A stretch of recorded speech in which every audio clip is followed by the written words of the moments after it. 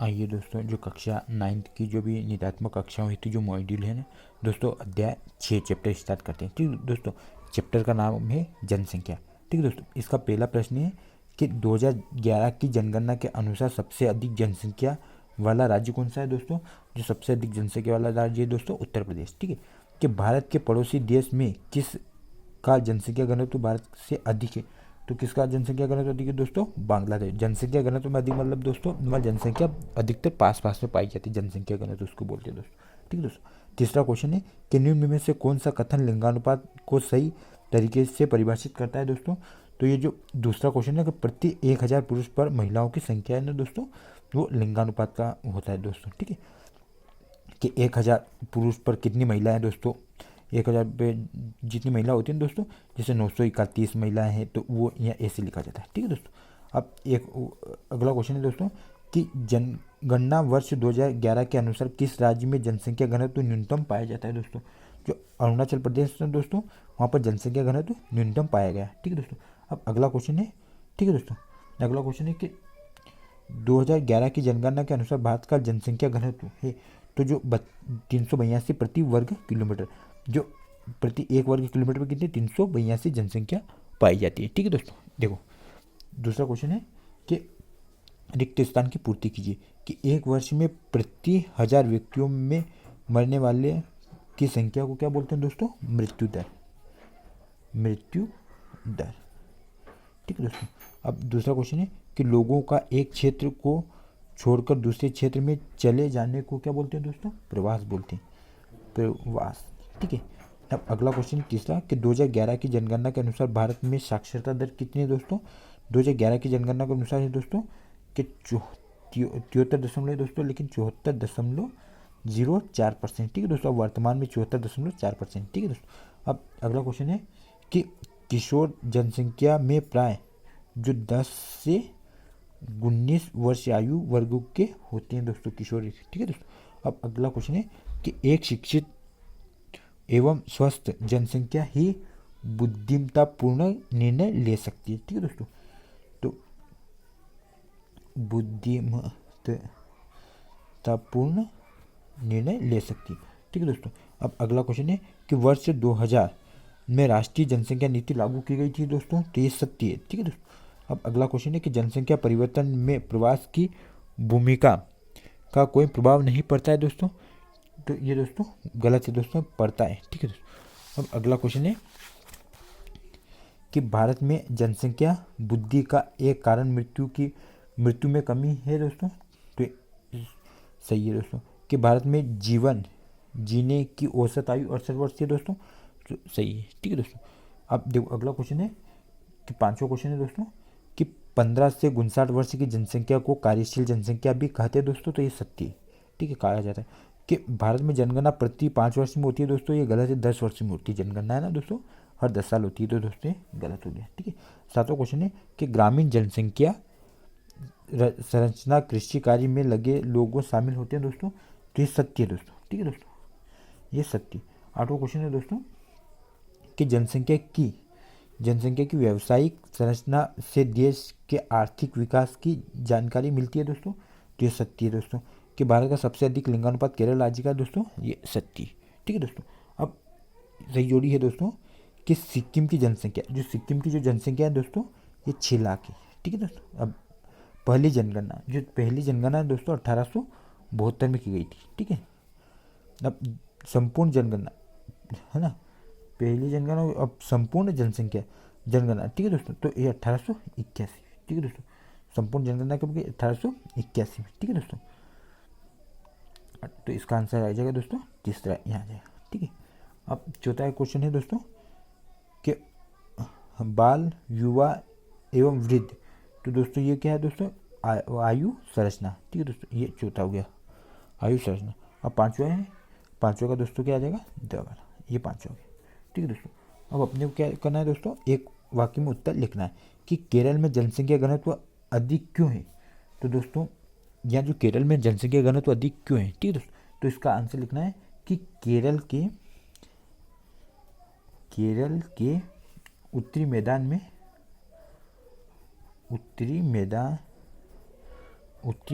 में उपजाऊ उपजाऊ मिट्टी और काफ़ी बारिश होती है। उपजाऊ मिट्टी और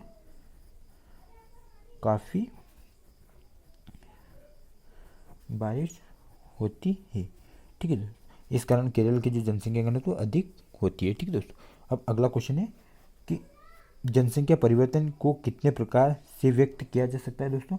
तो इसको दो प्रकार से, ठीक है, कि जनसंख्या परिवर्तन को दो प्रकार से। एक तो दोस्तों जो सकारात्मक वृद्धि दर है दोस्तों, एक हो गया दोस्तों सकारात्मक सकारात्मक वृद्धि दर। ठीक है दोस्तों, अब दूसरा है दोस्तों नकारात्मक वृद्धि दर, नकारात्मक वृद्धि दर। ठीक है दोस्तों, अब तीसरा क्वेश्चन है कि जनसंख्या घनत्व में से क्या आशय।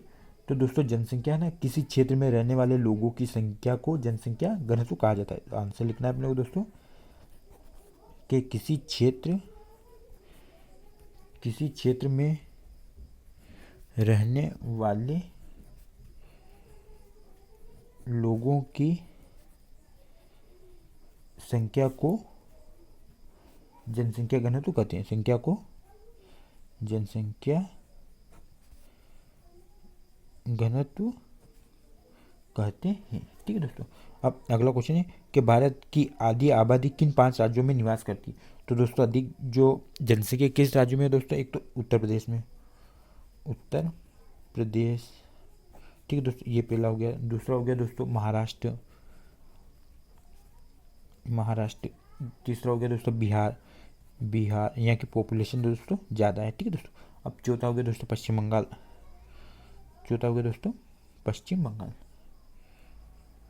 पश्चिम बंगाल। और पांचवा हो गया दोस्तों आंध्र प्रदेश। ठीक है, आंध्र प्रदेश। ठीक है दोस्तों, अब पांचवा क्वेश्चन है कि भारत की जनसंख्या घनत्व कितना है। तो दोस्तों जो जनसंख्या घनत्व है ना 2011, जो 2011 की जनगणना के अनुसार 382 व्यक्ति प्रति वर्ग किलोमीटर, 82 व्यक्ति प्रति वर्ग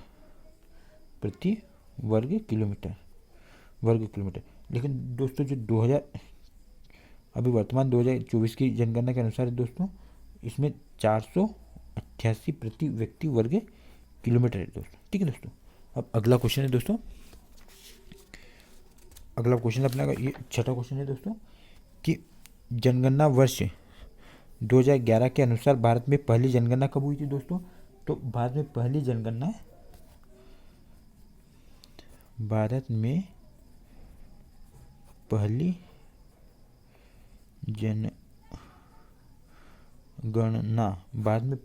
दोस्तों 1872 में हुई थी, ठीक है दोस्तों। अब अगला क्वेश्चन है कि जनगणना वर्ष 2011 के अनुसार भारत में सबसे कम लिंगानुपात वाला राज्य कौन सा है दोस्तों। जो हरियाणा। लिंगानुपात कम मतलब दोस्तों यहाँ की जो महिला है ना दोस्तों वो कम है। ठीक है दोस्तों, 877 ये कुछ ऐसी महिलाएं दोस्तों वहाँ पे। ठीक है, 1000 पुरुष पर। ठीक है, देखो अगला क्वेश्चन है दोस्तों कि जनगणना वर्ष 2011 के अनुसार भारत में सबसे अधिक लिंगानुपात किस राज्य के दोस्तों। तो ये दोस्तों केरल की। कहाँ की है दोस्तों, केरल राज्य की दोस्तों। वहाँ 1084 कितने दोस्तों, वहाँ 1084। ठीक है दोस्तों, अब अगला क्वेश्चन है कि जन्म दर और मृत्यु दर के अंतर को क्या कहते हैं दोस्तों। तो जो जन्म दर प्राकृतिक वृद्धि दर क्या बोलते हैं दोस्तों, प्राकृतिक वृद्धि दर। जन्म दर मृत्यु दर के अंतर को क्या दोस्तों, तो प्राकृतिक वृद्धि दर। ठीक है दोस्तों, अब उत्तर प्रदेश में देश की कुल जनसंख्या का कितने प्रतिशत हिस्सा निवास करता है दोस्तों। तो लगभग 16.50% निवास करता है। ठीक है दोस्तों, अब अगला क्वेश्चन है कि भारत में जनसंख्या के अनुसार असमान वितरण का क्या कारण है दोस्तों। ठीक है दोस्तों, इसका आंसर लिखना है। इसका आंसर है दोस्तों कि किसी क्षेत्र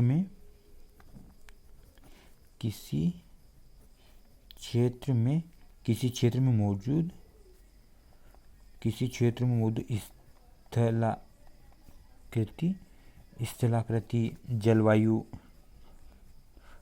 स्थलाकृति जल मिट्टी जल मिट्टी, ठीक है दोस्तों, और खनिज, जल मिट्टी और खनिज, खनिज ये, ठीक है दोस्तों, ये हो गया इसका आंसर।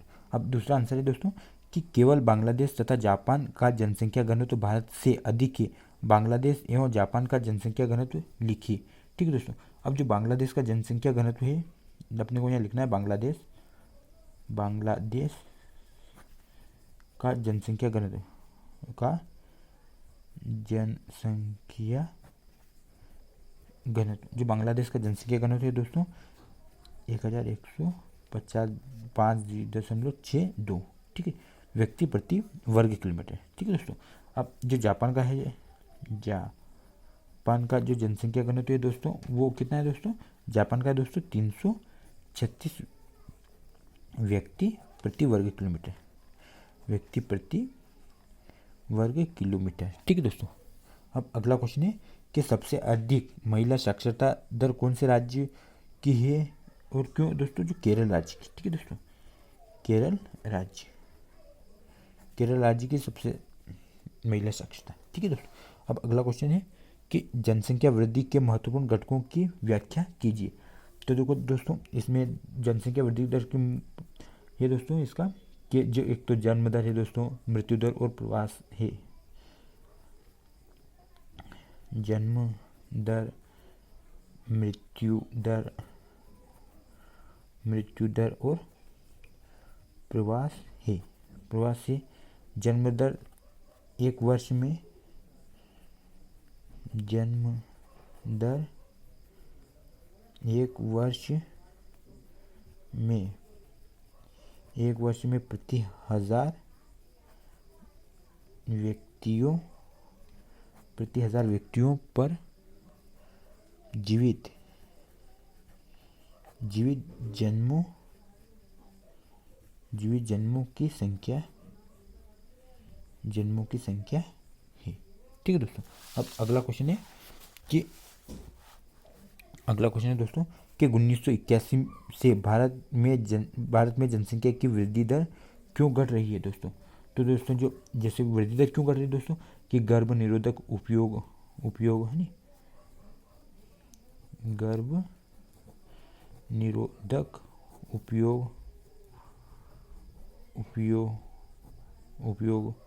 उपयोगों को अपनाने से जन्म दर में तेजी से कमी आना, जन्म दर में तेजी से कमी आना है, ठीक है दोस्तों। अब देखो दोस्तों तीसरा क्वेश्चन है कि केरल में प्रति 1000 पुरुषों पर महिलाओं की संख्या 1084 है, पुडुचेरी में प्रति 1000 पर 1037 है, जबकि दिल्ली में प्रति 1000 पर 868 तथा हरियाणा में प्रति 1000 पर केवल 831 है। इस प्रकार की विभिन्नता का क्या कारण हो सकता है दोस्तों। तो दोस्तों जो यहाँ की जो जनसंख्या है दोस्तों, तो इसका आंसर लिखना है अपने को दोस्तों कि जनसंख्या में पुरुषों और महिलाओं की संख्याओं में अंतर, सामाजिक और आर्थिक स्थितियाँ, साक्षरता दर है, ठीक है दोस्तों। तो जनसंख्या में पुरुषों और महिलाओं की संख्या में अंतर,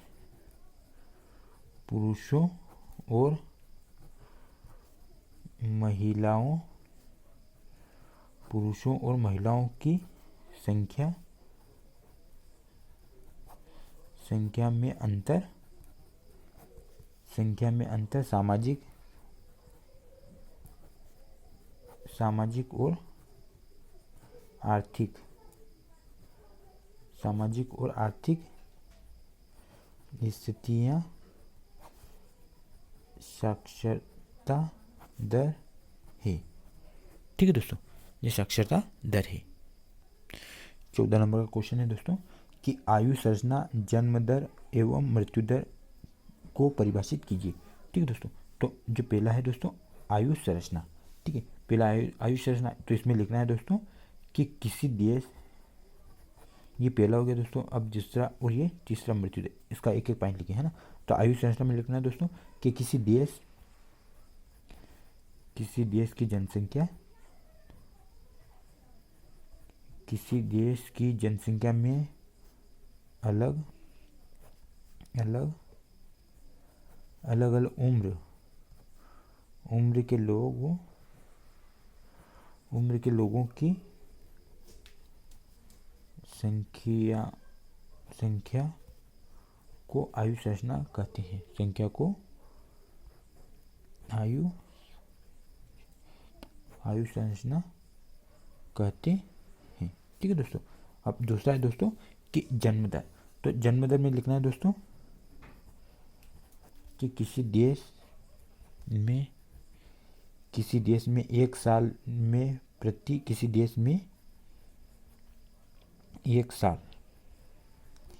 एक साल में प्रति हजार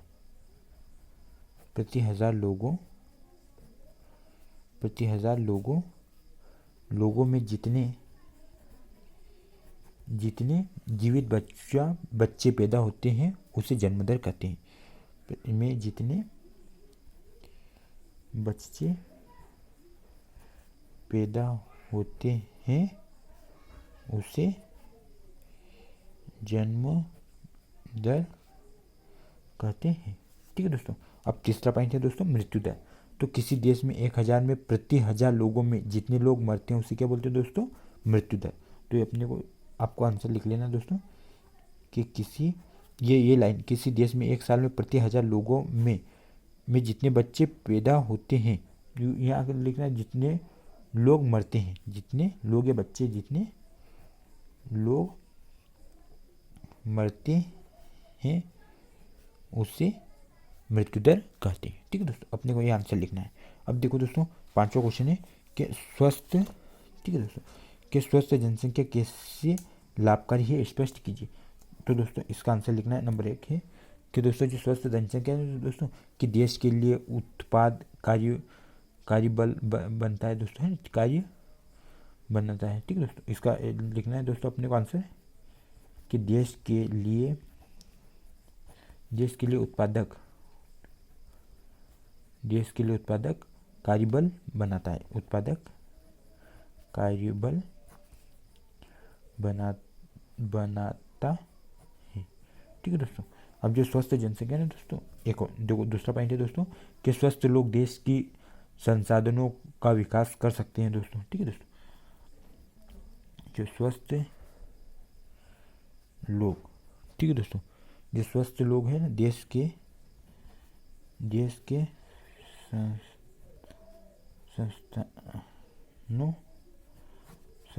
संसाधनों जो स्वस्थ लोग देश के संसाधनों का विकास कर सकते हैं जो स्वस्थ लोग। ठीक है दोस्तों। अब तीसरा भी लिखना है दोस्तों कि स्वस्थ लोग देश की अर्थव्यवस्था को मजबूत बना सकते हैं। स्वस्थ लोग देश की अर्थव्यवस्था को मजबूत बना सकते हैं। ठीक है दोस्तों। अब छठा पॉइंट है दोस्तों कि राष्ट्रीय जनसंख्या नीति की मुख्य विशेषताएं लिखी। दोस्तों जो राष्ट्रीय जनसंख्या नीति की ना दोस्तों मुख्य विशेषता, तो जो दोस्तों इसका पहला पॉइंट है दोस्तों कि 14 वर्ष से कम आयु के बच्चे को निःशुल्क शिक्षा प्रदान करना। जो राष्ट्रीय जनसंख्या नीति है दोस्तों उसके तहत नीति बनी थी। तो अपने को आंसर लिखना है कि 14 वर्ष से कम आयु के बच्चों को निःशुल्क शिक्षा प्रदान करना। निःशुल्क शिक्षा प्रदान करना। ठीक है दोस्तों। एक पॉइंट हो गया दोस्तों। अब दूसरा पॉइंट लिखना है मतलब दोस्तों कि शिक्षा मृत्यु दर को प्रति 1000 से 30 से कम, ठीक है दोस्तों, करना है ना, कि शिशु मृत्यु दर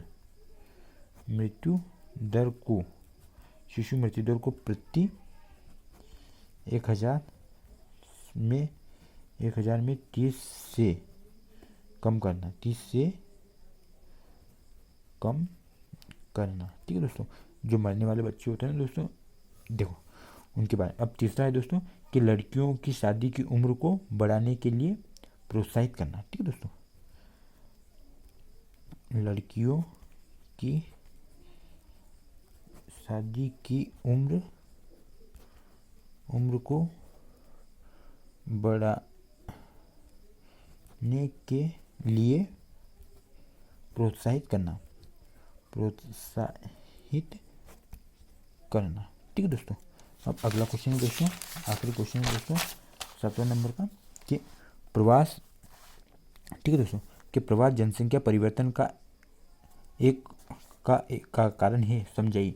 ठीक है दोस्तों, जो प्रवास जनसंख्या दोस्तों के लोगों का एक क्षेत्र से दूसरे क्षेत्र में चले जाने को क्या बोलते हैं दोस्तों, प्रवास कहा जाता है। और प्रवास जनसंख्या ये परिवर्तन का एक महत्वपूर्ण घटक है। ठीक है दोस्तों, अपने को आंसर लिखना है प्रवास जनसंख्या।